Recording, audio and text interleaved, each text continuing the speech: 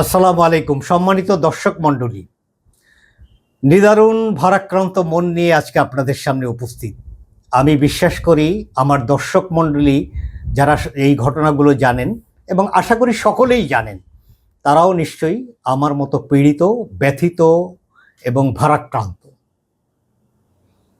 গত ৩-৪ দিন ধরে সারা বাংলাদেশ ফুঁসছে একটি ঘটনাকে কেন্দ্র করে।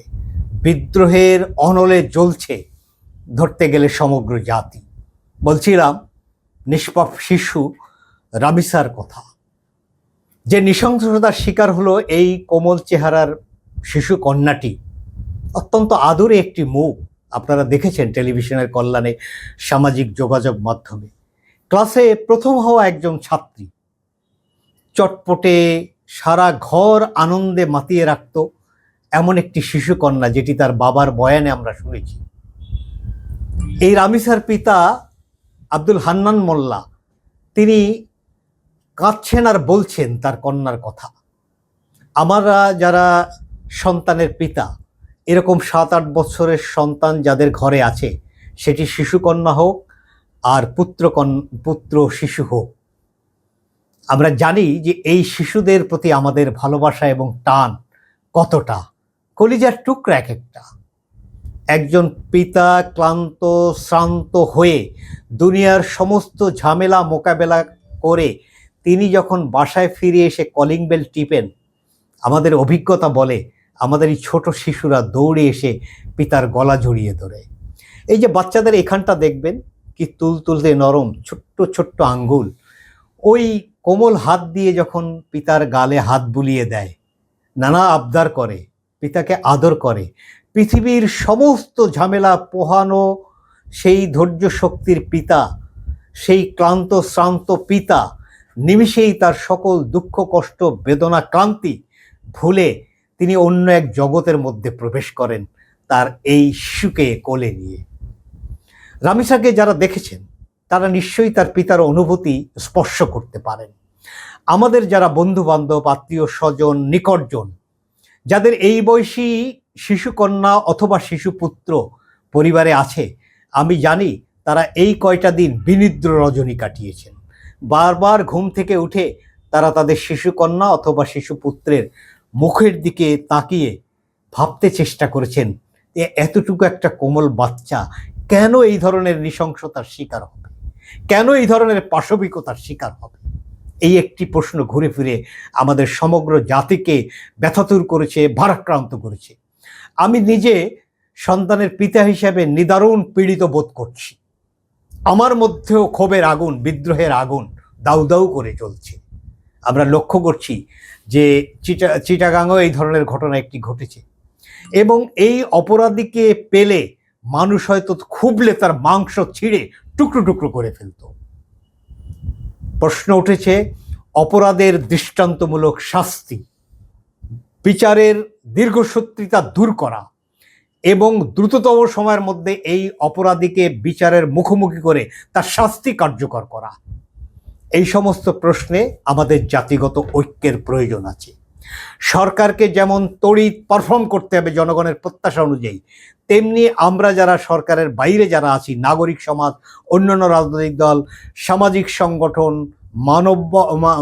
মানবতার জন্য যে সংগঠনগুলো কাজ করে, শিশুদের জন্য যারা কাজ করে, কালচারাল অর্গানাইজেশন, সকলে মিলে আমরা একটা জাতীয় জাগরণ তৈরি করতে পারি, যাতে আমাদের সমাজ থেকে অপরাধ প্রবণতা দূরীভূত হয়। শুধুমাত্র শাস্তি দিয়েই অপরাধের নিষ্পত্তি এটি হবে না, কারণ আমাদের সমাজের মেরুদণ্ড নানা জায়গায় বড় বড় ফাঁক ফোকর হয়ে অনেকটাই ভেঙে পড়েছে। নৈতিকতার দায় আমরা অনুভব করি না। আমাদের মধ্যে শৃঙ্খলার অভাব আছে, আমাদের মধ্যে অর্থের প্রীতি আছে, লোভ আছে, এবং বিত্তবানদেরকে তোয়াজ করার একটা মানসিকতা আছে।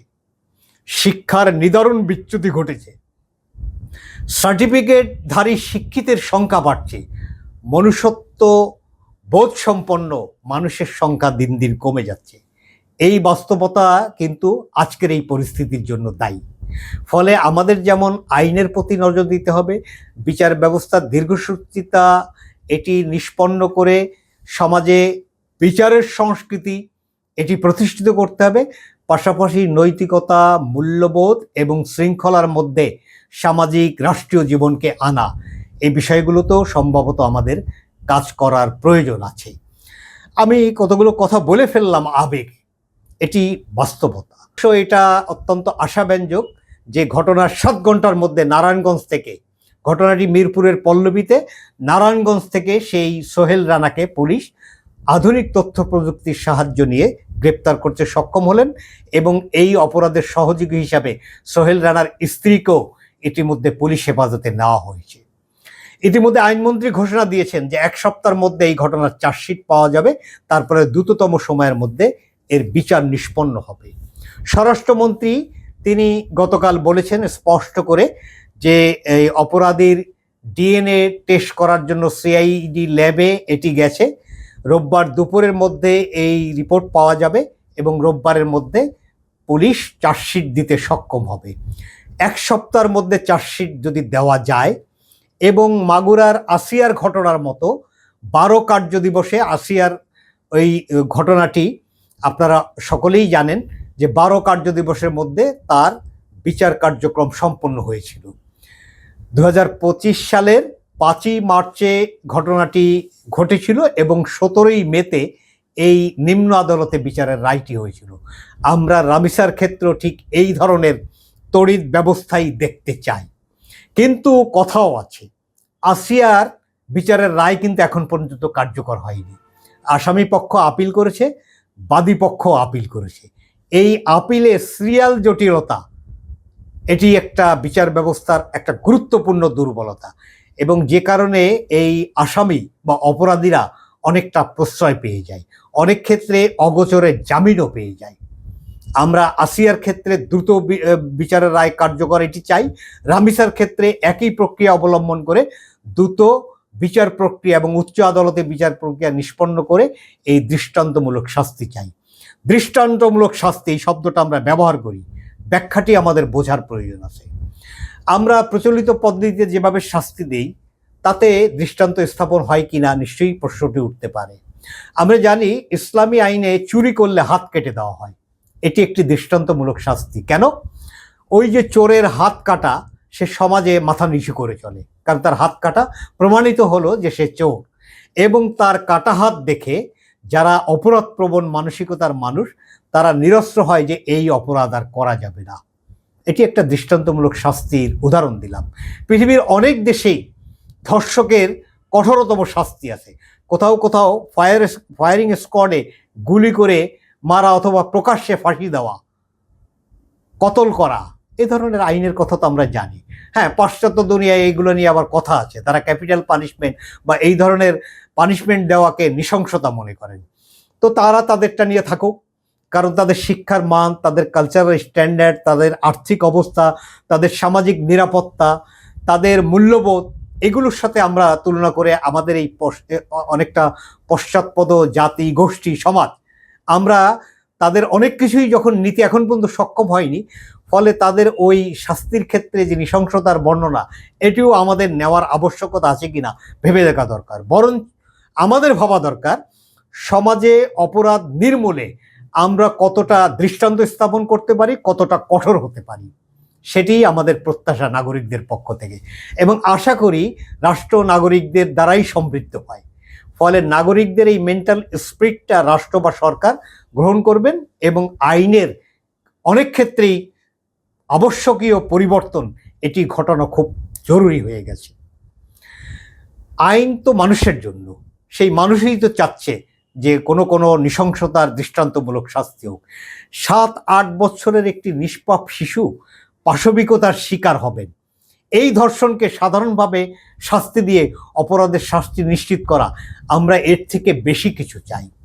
ইতিমধ্যে আইনমন্ত্রী ইঙ্গিত দিয়েছেন যে আগামী ক্যাবিনেটে এই বিষয়ে আলোচনা হবে। নিশ্চয়ই আইনের সাথে যারা সম্পৃক্ত তারা এই সমস্ত ক্ষেত্রে দেশ বিদেশের নানা রেফারেন্স এনে দৃষ্টান্ত স্থাপন করে এই ধরনের অপরাধকে নির্মূল করতে গেলে কি কি করা প্রয়োজন সেগুলো সম্পর্কে দ্রুতই জনগণকে আশ্বস্ত করার মতো কিছু আইন, বিচারিক প্রক্রিয়া দ্রুততম সময়ের মধ্যে নিষ্পন্ন করা এবং অন্য কোনো বিশেষ ব্যবস্থা এটি এখন জনগণের প্রত্যাশা। মানুষের ক্ষোভ নিশ্চয়ই সরকার লক্ষ্য করেছেন। এই ক্ষোভকে অ্যাডমিট করা দরকার। আশা করি সরকার সে ব্যাপারে অবশ্যই দ্রুত পদক্ষেপ গ্রহণ করবেন। দেখুন, রামিসার বাবা হত্যাকাণ্ডের পরে সাংবাদিকদের সঙ্গে একটি কথা বলেছিল। কথাটি গুরুত্বহীন এমন ভাবার কোনো কারণ নাই। কথাটি আমল অযোগ্য, এটি ভাবাটা অমানবিকতা হবে। আমি একটু উল্লেখ করি, রামিসার বাবা সাংবাদিকদেরকে বলছিলেন, আমি বিচার চাই না, কারণ আপনারা বিচার করতে পারবেন না। তিনি আবারও বলছেন, আপনারা বিচার করতে পারবেন না, আমার মেয়েও আর ফিরে আসবে না, আপনাদের বিচারের কোনো উদাহরণ নেই, এটা বড়জোর 15 দিন চলবে, আবার কোনো ঘটনা ঘটবে, এরপর এটা ধামাচাপা পড়ে যাবে। তিনি তার পূর্ব অভিজ্ঞতা বাংলাদেশের নানা বিচারের ক্ষেত্রে দেখেছেন। কোনো একটি ঘটনা ঘটলে হুমড়ি খেয়ে পড়ে, মিডিয়া পড়ে, নাগরিক সমাজ পড়ে, অন্যান্য সকলে পড়ে, কিছুদিন পরে সেটি মানুষ ভুলে যায় এবং ঘটনাটি অন্তরালে বিস্তৃত হয়ে যায়। সেই অভিজ্ঞতা থেকেই নিশ্চয়ই এই পিতা, এই শোকাহত পিতা এই ধরনের কথা বলেছেন। আমরা প্রধানমন্ত্রীর মানবিক কার্যক্রমের উদাহরণের সর্বশেষ নিদর্শন দেখলাম গত বৃহস্পতিবারে। তিনি দ্রুততার সাথে ছুটে গেছেন শোকাহত পরিবারের পাশে। তিনি রামিসার পিতা মাতার সঙ্গে একান্তে কথা বলেছেন এবং তিনি বলেছেন যে তিনি রাষ্ট্রের প্রধানমন্ত্রী হিসাবে এখানে আসেননি, তিনিও একজন কন্যা সন্তানের পিতা। তার সেই আবেগের জায়গা থেকেই তিনি আজকে দায়িত্ব পালনের জন্য এখানে ছুটে এসেছেন। পিতা মাতাকে সান্ত্বনা দিয়েছেন। ওই পরিবারের বড় সন্তান, সেটিও একটি মেয়ে, তিনি পরিবারের পিতা হান্নান মোল্লাকে কথা দিয়েছেন যে এই বড় মেয়েটির দায়িত্ব তিনি গ্রহণ করলেন। তার সামাজিক এবং আর্থিক নিরাপত্তা এটি প্রধানমন্ত্রী নিজে গ্রহণ করেছেন। নিশ্চয়ই একটি মানবিকতার দৃষ্টিভঙ্গিতে এটি একটি বড় ধরনের উদাহরণ। এর পাশাপাশি যেটি রাষ্ট্রের কাছে মানুষের সবচেয়ে বড় প্রত্যাশা, সেটি হলো বিচার এবং দৃষ্টান্তমূলক শাস্তি। এই কাজটি নিশ্চিত করার ক্ষেত্রে প্রধানমন্ত্রী, তার সাথে ছিল স্বরাষ্ট্রমন্ত্রী এবং আইনমন্ত্রী, অর্থাৎ যারা এই বিচারের কাজটি নিশ্চিত করার জন্য যারা দায়িত্বপ্রাপ্ত তারা সাথে ছিলেন। নিশ্চয়ই প্রধানমন্ত্রীর এই আবেগ, এই কর্তব্য পরায়ণতা, এই দৃষ্টিভঙ্গি, এর রিফ্লেকশন আমরা দ্রুততম সময়ের মধ্যে দেখতে পারবো এবং জনগণ আশ্বস্ত হতে চায় যে বিচার বলে জিনিসটি আছে এবং বিচারের দীর্ঘসূত্রিতা, বারবার আমি উল্লেখ করছি, এটি যেন কোনো কারণে জনগণকে আবার নতুন করে পীড়িত না করে, মর্মাহত না করে, হতাশ না করে, সে বিষয়ে আমাদের যত্নবান হওয়া দরকার। এবং এই যে কথাটি এই পর্যায়ে এসে আমরা দেখলাম শুক্রবারে এই রামিসার পিতাই আবার বললেন যে প্রধানমন্ত্রী আমার কাছে এসেছেন, আমি অত্যন্ত আশাবাদী হয়ে উঠছি, আমি এবার বিশ্বাস করতে চাই যে বিচার হবে। রামিসার বাবার এই বিশ্বাস যেন কোনো কারণেই ভেঙে না যায়। রামিসার ঘটনায় একটা রাজনৈতিক উদ্দেশ্যের ব্যবহার দেখেছি। এই ঘটনা নিয়ে একটা রাজনৈতিক দলের মহিলা শাখা তারা মিছিল করেছেন। সেই মহিলা শাখার একজন নেত্রী, যিনি পার্লামেন্টে সংসদ মেম্বার হয়েছেন নতুন করে, নুরুন্নিসা সিদ্দিকা সম্ভবত তার নাম, তিনি দেখলাম বক্তৃতা করছেন যে একজন 17 বছর তিনি দুধে ভাতে ছিলেন বিদেশে, এখন তিনি দেশে এসে স্বরাষ্ট্রমন্ত্রী হয়েছেন, আমরা তার পদত্যাগ চাই। কথার সাথে কথা মিলল। এবং স্বরাষ্ট্রমন্ত্রী, আইনমন্ত্রীকে ঘিরে রামিসার বাসা থেকে যখন প্রধানমন্ত্রী বিদায় নিলেন, তখন সেখানে যে ঘটনাটি ঘটল, যে চিৎকার, যে স্লোগান, যে অশ্লীলতা, যে অন্যায্য আচরণ প্রদর্শন করা হলো, যেটিকে আবার সাধারণ জনগণের ক্ষোভ বলে প্রকাশ করা হলো, এটি কেবলমাত্র সাধারণ জনগণের ক্ষোভ, এটি আমি বিশ্বাস করতে রাজি না। এর মধ্যে রাজনৈতিক উদ্দেশ্য আছে। সেই উদ্দেশ্য কোথায় নিহিত একটু উল্লেখ করি। আগে তো একটা ঘটনা বললাম। 20 তারিখে জামাত ইসলামীর বিক্ষোভ সমাবেশে তাদের সেক্রেটারি জেনারেল মিয়া গোলাম পরোয়ার বলছেন, একটি দলের নেতাকর্মীদের যৌন লালসায় দেশের নারী শিশুর জীবন হুমকির মুখোমুখি। বর্তমান সরকারের আমলে এত বেশি নারী শিশু ধর্ষিত হচ্ছে যে তখন বুঝতে বাকি থাকে না এই সরকারের আমলে নারী শিশু নিরাপদ নয়। তিনি আরও বলছেন, রামিসার হত্যাকাণ্ডকে তিনি মানবতার নিকৃষ্ট উদাহরণ হিসেবে বর্ণনা করে বলছেন, রামিসা হত্যায় পুরো জাতি ব্যথিত হলেও আমাদের স্বরাষ্ট্রমন্ত্রী সালাউদ্দিন ব্যথিত নন। আইন শৃঙ্খলার চরম অবনতির দায়ে স্বরাষ্ট্রমন্ত্রীর পদত্যাগ করা উচিত। ঘুরে ফিরে কেষ্টা বেটা চোর। এই স্বরাষ্ট্রমন্ত্রী সম্পর্কে জামাতের একটা অ্যালার্জি আছে, আমরা জানি কেন। ঐকমত্য কমিশন এবং পার্লামেন্টে সংবিধানের ব্যাখ্যায় স্বরাষ্ট্রমন্ত্রীর সঙ্গে জামাত ইসলামী সর্বশক্তি নিয়োগ করেও তার সঙ্গে পেরে না ওঠার আক্ষেপ থেকে তারা স্বরাষ্ট্রমন্ত্রীকে টার্গেট করেছেন এবং যে কোনো ঘটনায় যে কোনোভাবে তারা বর্ণনা করছেন। এই রামিসার ঘটনাটি আইন শৃঙ্খলার বিষয় নয়, এটি নৈতিকতার স্খলনজনিত সমাজের একটা রিফ্লেকশন। আমরা মির্জা ফখরুল ইসলাম আলমগীরের একটি কথা আমার ভালো লেগেছে। তিনি বলেছেন, ধর্ষণ, শিশু নির্যাতন ও হত্যা কোনো বিচ্ছিন্ন ঘটনা নয়, বরং বহু বছর ধরে চলতে থাকা নৈতিক অবক্ষয়, সামাজিক দায়িত্বহীনতা এবং মানবিক মূল্যবোধের দ্রুত পতনের ভয়াবহ প্রতিফলন। এ ধরনের ঘটনা বন্ধে সরকার অঙ্গীকারাবদ্ধ। মির্জা ফখরুল তিনটি বিষয় বলেছেন: নৈতিক অবক্ষয়, সামাজিক দায়িত্বহীনতা এবং মানবিক মূল্যবোধের দ্রুত পতন। এর সাথে আরও একটি শব্দ যুক্ত করা লাগবে, সেটি হলো সামাজিক কাঠামো এবং রাষ্ট্রীয় কাঠামো এর শক্তিহীনতা, এটিও এর জন্য দায়ী। এবং বিচারের দীর্ঘশীর্ষতা এবং বিচারহীনতার সংস্কৃতি, এটিও সমাজে অপরাধ প্রবণতা বাড়াচ্ছে। অর্থের জোর থাকলে আইন তার কাছে নস্যি হয়ে যায়। রাষ্ট্র সমাজ ভুক্তভোগীর পক্ষে দাঁড়ায় না, রাষ্ট্র সমাজ বিত্তবান এবং ক্ষমতাসীনের পক্ষে দাঁড়ায়। সমাজের এই কাঠামোরও একটা পরিবর্তনের আবশ্যকতা আছে। সেক্ষেত্রে সরকার নিশ্চয়ই কাজ করতে পারে, আইন বিভাগ পারে, পুলিশ বিভাগ পারে এবং সামগ্রিকভাবে সামাজিক দায়বদ্ধতা আমাদের এই কাজে আমাদেরকে অগ্রসর করে নিয়ে যেতে পারে। আমরা রামিসার এই ঘটনা আমাদের চোখে আঙ্গুল দিয়ে দেখিয়েছে যে আমাদের সমাজ কতটা অনিরাপদ। ফলে সরকারের ব্যর্থতা দিয়ে কথা উঠতে পারে, সরকারকেও সেটি রিসিভ করতে হবে।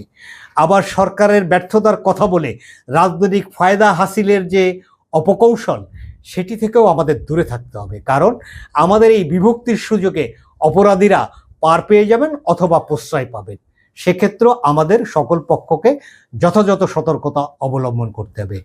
আমরা মনে করি দ্রুততম সময়ের মধ্যে রামিসার হত্যাকাণ্ডের বিচার আমরা নিম্ন আদালতে যেমন রায় দেখতে চাই, তেমনি আপিলের যে জটিলতা সেটিও পরিষ্কার করে দ্রুততম সময়ের মধ্যে এই বিচার এবং পূর্ববর্তী আসিয়ার বিচারের রায় কার্যকর, এটি আমরা দেখা নেওয়া পর্যন্ত আমরা নিশ্চিত হতে পারবো না যে সরকার, রাষ্ট্র, সামাজিক কাঠামো এটি অন্যায়ের বিপক্ষে, ন্যায়ের পক্ষে।